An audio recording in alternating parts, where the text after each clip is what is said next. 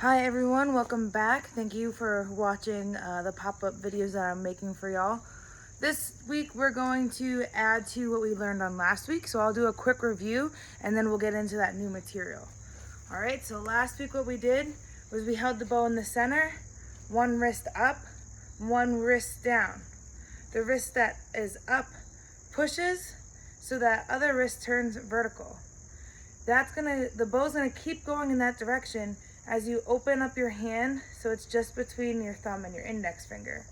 You're gonna use that thumb and index finger to push, let the bow keep going, turn your hand, keep bringing the bow around until that wrist ends up, and then put that other wrist down so that it is face down. All right, and the same thing on the other side. Now it's just the opposite, because this wrist is up now, this wrist is down.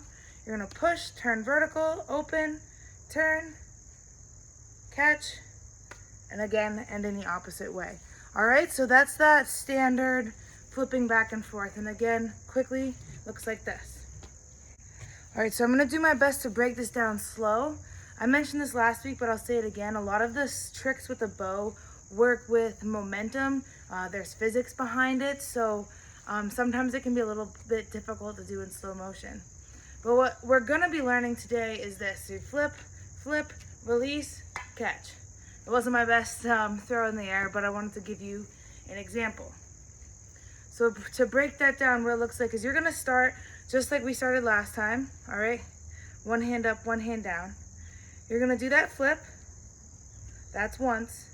And now when you flip the second time, instead of flipping all the way and catching it in the opposite hand, you're gonna do the flip here, and instead of again rotating here like you would, once you get here, you're gonna throw the bow up.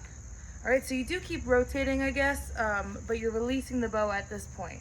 So you release, and then the other hand catches. Some tips and tricks here is when you're doing this, when you release the bow, it's helpful if you throw it up straight in front of you, ideally, so you have some control over where it's going. So you go here, throw it up, catch. Ideally, you're gonna catch it in this position because again, that's gonna help with transitions later. This takes time and practice. You wanna get to know your bow. I mentioned last video that I used to go up in my backyard, set up a camera, record myself. I would watch the bow to see, okay, now I need to throw it a little harder. I need to make it spin more because I'm gonna try to throw it incorrectly. Sometimes when you throw it, you know, it might land like this. It might be harder to catch. I didn't throw it high enough. So just get used to kind of throwing the bow in the air when you're doing that release. So here, release, catch. And again, sometimes like I might move my body a little bit to get in the position to catch, but just start working that, throw, see where it goes, watch it come up, watch it come down, get used to it. If you drop it, that's okay. Just pick it back up, keep going, keep trying.